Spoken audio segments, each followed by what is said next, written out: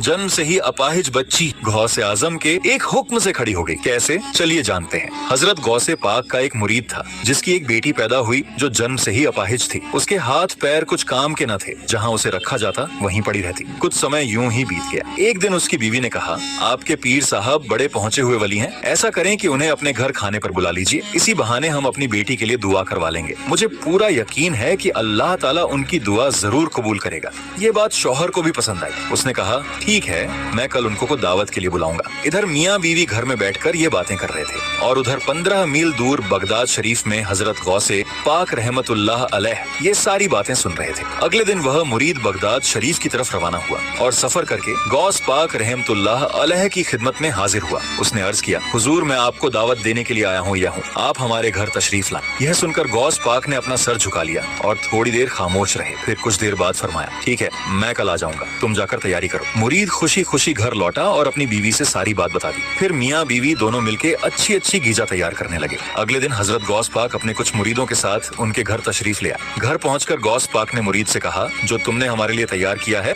वो लाओ, हम खाना खाकर फिर वापस निकलेंगे। इस पर मुरीद ने क्या किया, अपनी माजूर बेटी को उठाकर गौसे पाक रहमतुल्लाह अलैह के सामने रख दिया। जब आपने उसे देखा तो पूछा, यह क्या है? मुरीद ने बहुत आजी के साथ कहा, हुजूर ये मेरी बेटी है जो जन्म से ही माजूर है, आप या तो इसके लिए दुआ कर दें कि यह ठीक हो जाए या फिर ये मर जाए। यह सुनकर गौसे पाक रहमतुल्लाह अलैह अल्लाह की बारगाह में दुआ की। फिर आपने उस बच्ची से कहा, कुंबी जनिल्लाह, यानी अल्लाह के हुक्म से उठ जा। इतना कहना था कि वह बच्ची तुरंत खड़ी हो गई। मियाँ बीवी दोनों अपने बच्ची को चलता फिरता देखकर बहुत खुश हुए। फिर मुरीद ने कहा, हुजूर एक बात बताइए, जब मैं आपको दावत देने गया था तो आपने थोड़ी देर खामोशी अख्तियार की थी, उसका राज क्या राज था? इस पर गौसे आजम रहमतुल्लाह अलैह मुस्कुराते हुए फरमाए, जब तुम दोनों अपने घर में बैठकर मुझे बुलाने की बातें कर रहे थे तो मैं यहाँ बगदाद में बैठकर वो सारी बातें सुन रहा था और मुझे ये भी पता था कि तुम मुझे किस मकसद से मुझे बुलाना चाहते हो। इसीलिए मैंने अल्लाह की बारगाह में खामोश होकर अर्ज की, या अल्लाह, अगर तूने इस बच्ची की शिफा मेरे हाथों में रखी है तो मैं इसकी दावत कबूल करूंगा, और अगर नहीं रखी तो मैं इनकार कर दूंगा। तब अल्लाह ताला ने फरमाया, बेशक मैं हर चीज पर कादिर हूँ और तू मेरा अब्दुल कादिर है। सुभान अल्लाह। दोस्तों, अगर आप भी गौसे आजम के सच्चे दीवाने हैं और ये वाकया आपके दिलों को छू गई तो दिल से लिखिए सुभान अल्लाह।